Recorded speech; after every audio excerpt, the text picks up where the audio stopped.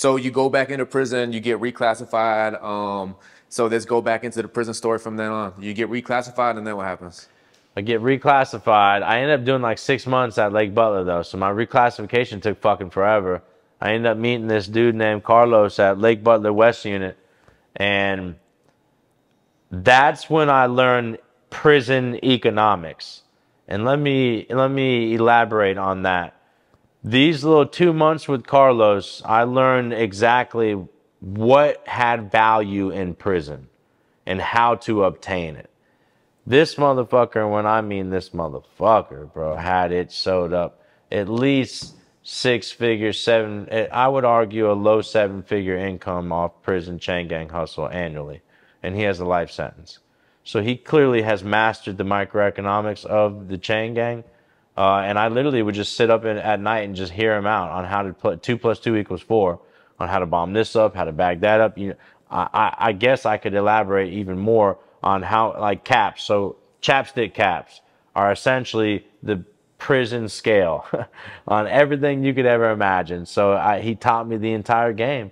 And in those 2 months, I learned the economics of the Department of Corrections, in which case really gave me leverage at the future camps that I would go to, because now I'm not only, I guess you could say, powerful in prestige, like with people. I'm good with all different affiliations, everything.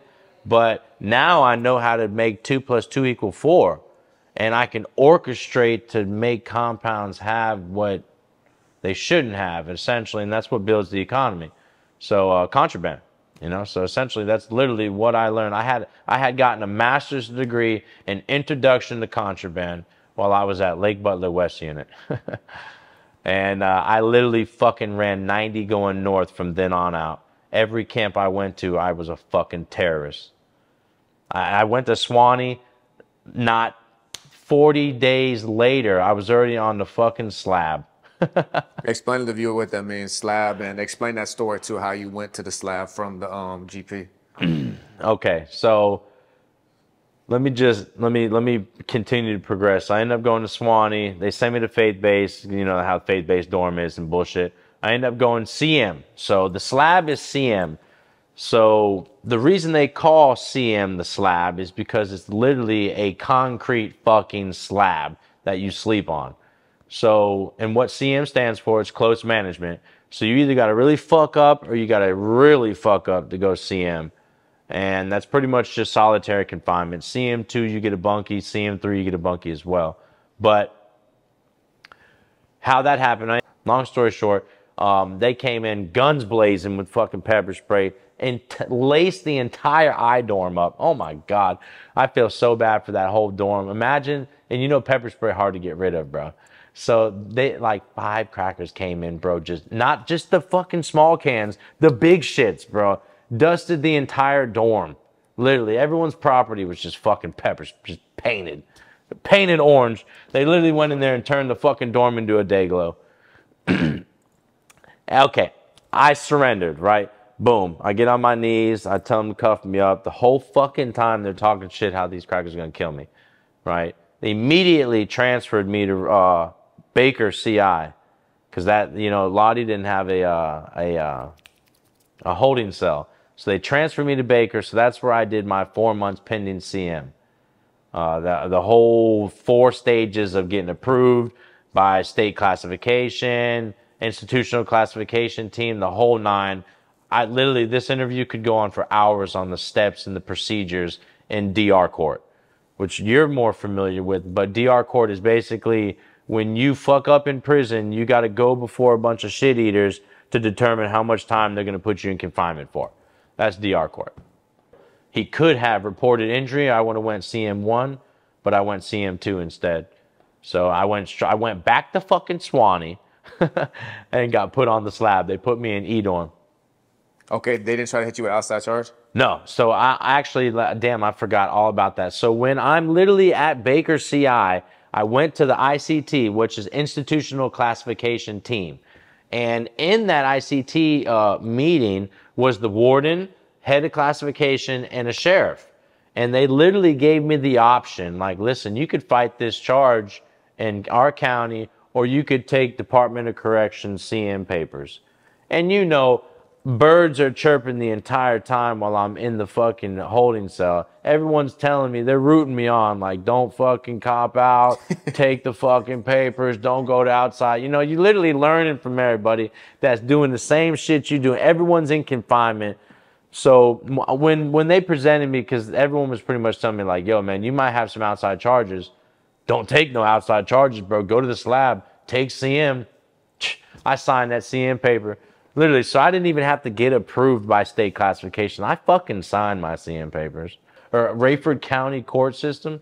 That's fucking KKK Central out there, bro. That's in the Central North Florida, bro. All right, so let's go back to CM on the slab, and let's continue the CM story and into your prison bid.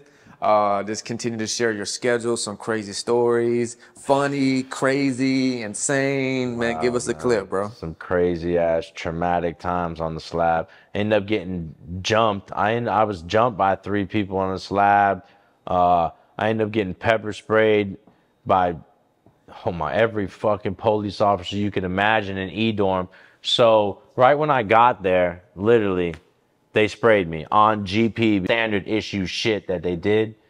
I fucking ran it, bro. I donkey kicked the fucking door to the extraction team came. Literally, another episode of me getting coached on by the pod. I'm green as fuck. It's my first week on the slab. They spray me. The whole fucking dorm's telling me, run it, Bio. Fucking run it. I fucking ran it. I donkey kicked this fucking door the fuck down. The whole thing's on video, too. I would love to find that shit on video. Man, donkey kicked that motherfucking door till Captain Morgan came out, called the fucking extraction team. I'm gassed up by this time. My bunky's up under his fucking, literally up under the bunk, wrapped up in his blanket. He's so fucking pissed. I'm drenched. I'm painted. My whole body's painted orange. 5 fucking juggernauts come. You masked up or you eating it? Oh, I'm eating. Now, the first shot tore my ass up. When I mean my ass, like my asshole and like dick, like everything just, this whole region just lit the fuck up. 20 minutes into donkey kicking and my heart going, literally that shit all died the fuck out. Man, I ate I ate a small can and 3 fucking big cans, bro. Real quick, bro, just paint the picture, because like we understand this, but paint the picture to the viewer of like the extraction. You don't got to go like too in depth, but just paint the picture real quick of what it looks like when the extraction team comes, their procedure of like letting out a whole can, how many cans they can go through before the extraction, and like what the person does in the cell to like protect themselves when it comes to the t-shirts and wetting them and wrapping them up. God, like this is such a long conversation, but to wrap it up and sum it up shortly, these juggernauts are literally juggernaut. The extraction team guys they all have to meet a certain standard of body class. They're all 6'4", 250, and they're already beefed up juggernauted the fuck out in this like heavy football shit with shields. So when they come out, I think back then I remember reading on paper, they could only hit you with 72 ounces of chemical fucking agent before the extraction team could come. They couldn't hit you with the extraction team out the gate. You literally had to eat 72 ounces worth of fucking gas before them crackers could come. So with that being said, it was literally, it was a shit show, bro. I'm sitting there donkey kicking, right? And I didn't see them come in. I heard everyone saying, oh shit, you're fucked, Bio. Literally, that's what made me turn around. When I turned, because I'm donkey kicking the door, and the window's this way, so I can't see shit. When I turned around, I see these juggernauts. Literally, Trojan stepping in the fucking pod. I'm like, when they got their riot gear on, right? They all masked whole up. riot gear, bro. They got the shields and everything. Shields and everything. I ain't no bitch in me, bro. I immediately copped out. I immediately after I turned around, I seen these fucking Trojans. And the captain, the lady, Captain Morgan was her name.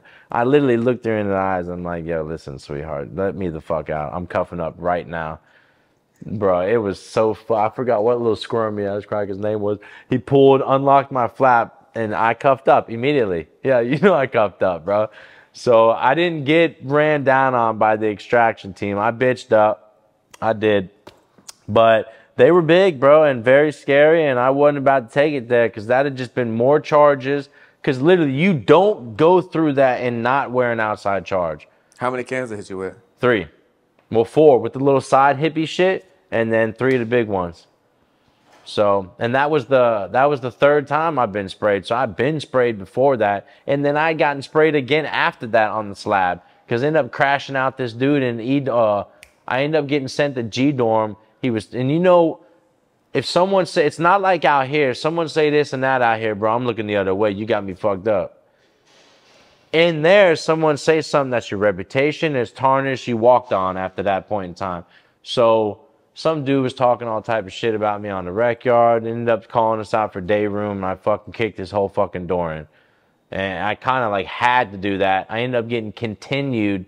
I had a 90-day continuance, so I was supposed to get released back to open population, but by me crashing bro out, I ended up catching a DR for fighting, blase, blase. So they put me back on CM3. So I did 18 months, and then finally I left Swanee and went to Century. So for 18 months, my master's degree in introduction to contraband pretty much was put on hold because I was in the highest security facility in the state of Florida. It was a CM camp. So I get to fucking Century, right? And by the time I get to Century, like, they had already, like, pretty much laced it up for me. Oh, shit. Welcome bio. I get to F dorm immediately. Bro, like it was fucking yesterday, man. As so much love. And I don't know. So roommates are everything. So when you get a good roommate and he's the plug, you souped up. Just so happened right when I get the fucking Century CI, my roommate is the property orderly. So just tell me how fucking badass that is when you get there. So if you know what I'm talking about, you did time, you know how hooked up it is to have a property orderly in your pocket. So G-Shock, everything that you could ever imagine that these police have taken from me, the property orderly somehow always manages to get that shit back. So it was like God was on my side, bro. I ain't even gonna front, man, my entire bid. I know it seems crazy. I went through some serious adverse moments, fights, got jumped. I've been stabbed. I've stabbed. So it's crazy to sit here in retrospect. But the blessings I did get, man, I counted. Trust that. And listen, if you've done any time, I'm talking about a county jail, state penitentiary, federal, or even drug programs, whatever. If you want to share your story on this channel, go ahead and email me at eithekingbooking. Go ahead and put your stories in the comments below. If there's anything that I talked about slightly, you want me to go more in depth on, or anything I haven't talked about at all, and it's a good idea, drop it in the comments. Let me know. And also remember, I am a rapper. My artist name is E.I. the King. You can find my music on all platforms. I also have another channel, YouTube channel, my official artist channel, E.I. the King. And I also have another podcast. It's called Let Me Talk Bro, where I talk more so about my life, music, ministry, and all these things. Also, I have a Patreon with exclusive content. Everything is in the description below. So listen, man, till the next time, it's your boy, E.I. the King.